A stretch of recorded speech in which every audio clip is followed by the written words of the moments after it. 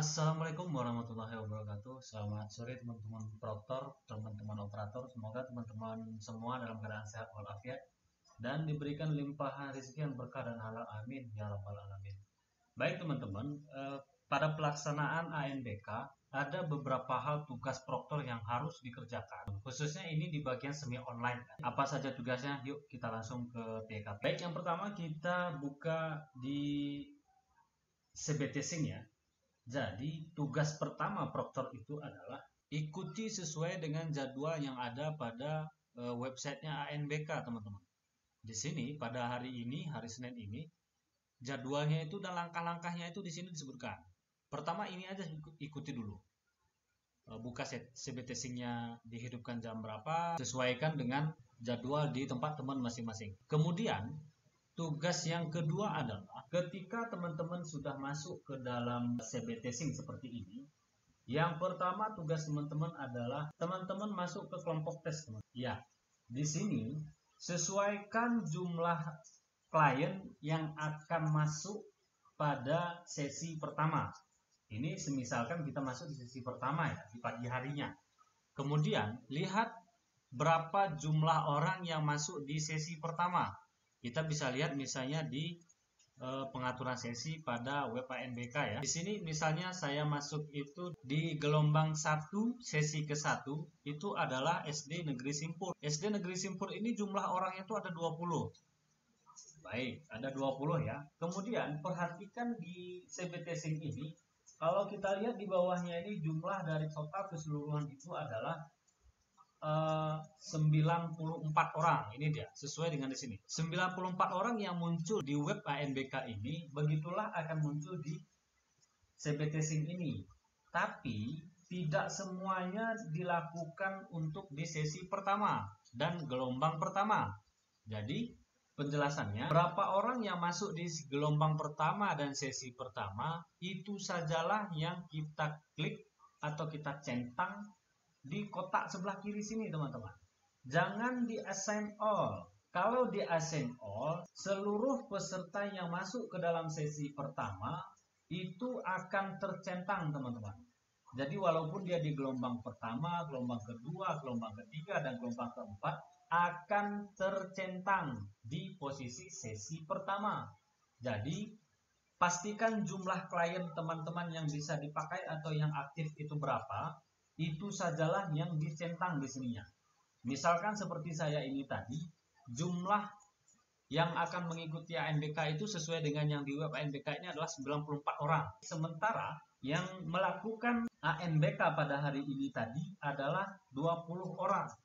Jadi saya hanya mencentang yang 20 orang, khususnya yang sesi pertama sesuai dengan namanya di sini.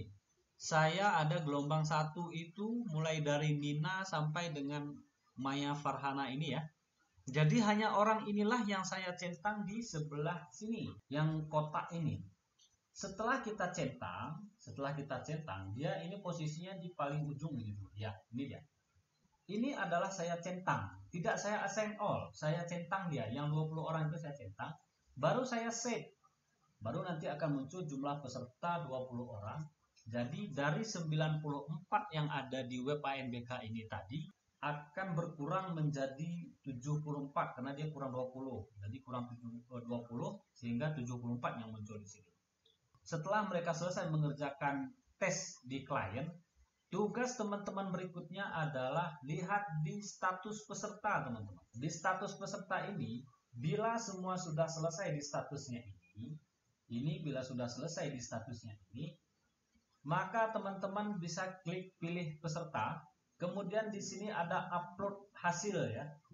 Jadi karena saya sudah upload hasil, jadi ini tidak muncul lagi uploadnya. Maka akan bisa kita upload hasilnya itu ke server pusat. Jadi tugas kita di CBT Sync yang pertama sudah selesai. Berikutnya, tugas kita sebagai proktor adalah di web ANBK teman-teman. Di web ANBK ini, tugas kita berikutnya adalah kita cetak dulu daftar hadir.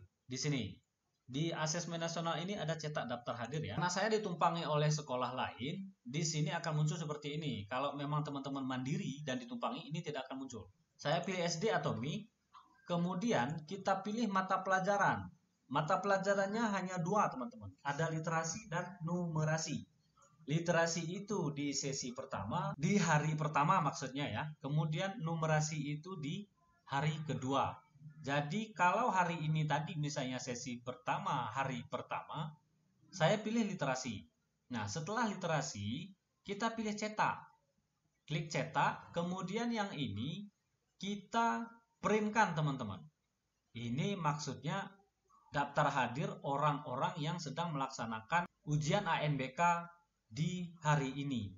Kalau ini tadi saya cetak itu daftar hadirnya adalah yang SD dan MIN mata pelajaran literasi. Jadi kita cetak daftar hadir itu berdasarkan gelombang, ini karena sudah lewat ya, jadi semestinya di sini ada gelombangnya, teman-teman. Gelombang 1 dan mata pelajarannya. Jadi setelah kita cetak, ini ditandatangani semua peserta yang ikut melaksanakan ANBK, yang ikut melaksanakan ujian ini ditandatangani siswa yang ikut itu ya. Kemudian jangan lupa di sini dituliskan jumlah peserta yang seharusnya hadir. Kalau memang jumlahnya misalnya ini ada 12, jadi di sini 12, jumlah peserta yang tidak hadir 0, jumlah peserta hadir tentu 12.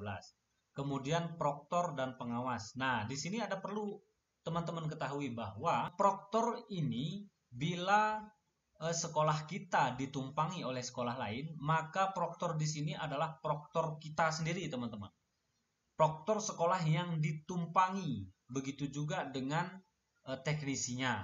Kalau pengawas ini dituliskan nama pengawas silang yang mengawasi sekolah yang melaksanakan ujian pada hari itu. Kalau misalnya pada hari ini sekolah itu pengawasnya si A, ya nama si A itu masukkan ke situ.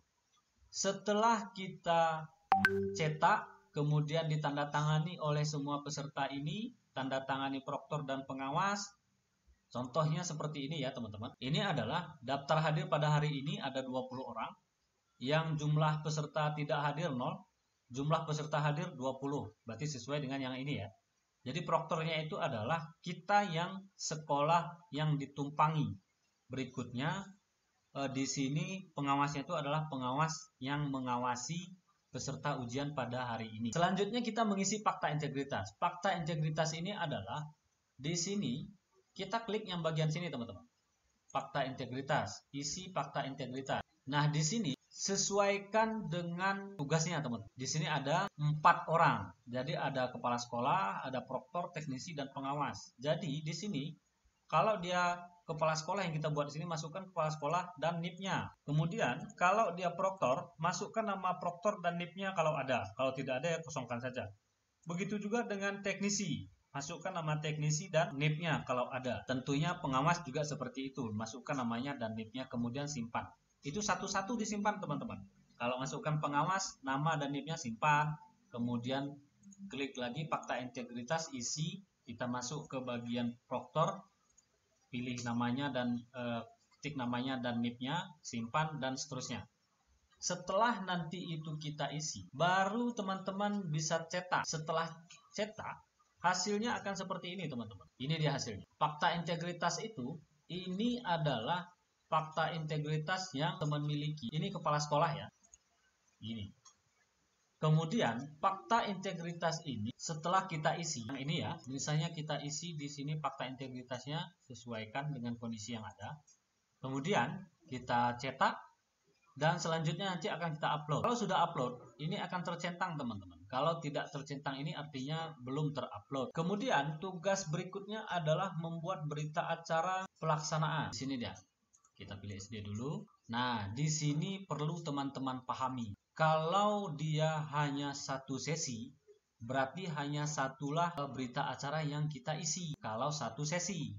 Tapi kalau dia 2 sesi, 2 berita acara yang akan kita isi. Yang satu sesi hanya 1, yang 2 berita acara itu pertama kita isi di pagi-pagi. Pilih dulu ya, klik dulu dia baru kita isi. Nah, di sini pagi-paginya kita isi dulu untuk sesi pertama.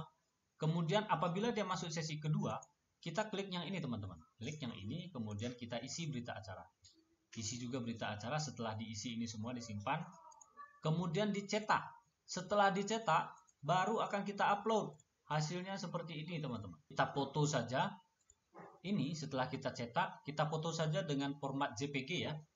Kemudian kita upload. Nah, yang perlu teman-teman pahami adalah berita acara itu bila dia satu sesi, maka satu berita acara yang kita upload, kita isi dan kita upload. Bila dia dua sesi, sesi pertama dan sesi kedua sampai sore, berarti ada dua berita acara yang kita isi dan kita upload. Begitu juga dengan daftar hadir. Daftar hadir ini, bila dia satu sesi, maka hanya satu daftar hadir yang kita upload. Namun, bila ada dua sesi, maka dua daftar hadir yang kita upload.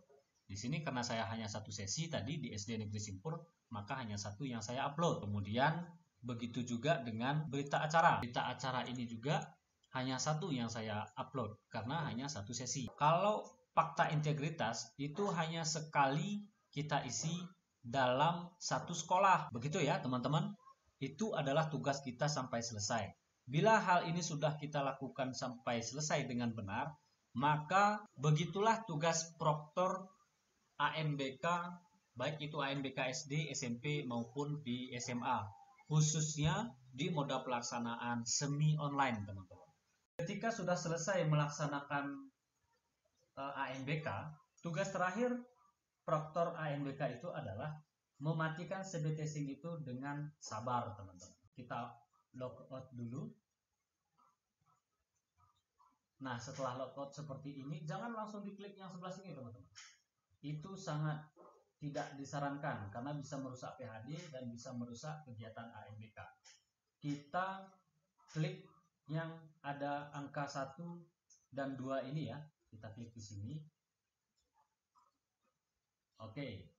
Tugas kita adalah mengklik ACPI shutdown virtual mesin.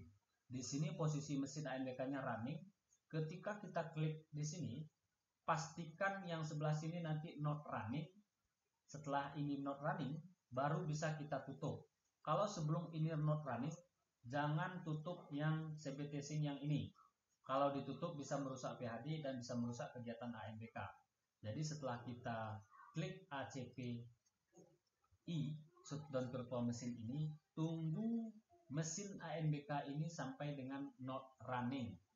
Nanti di sini akan berubah menjadi sudah berubah menjadi power off.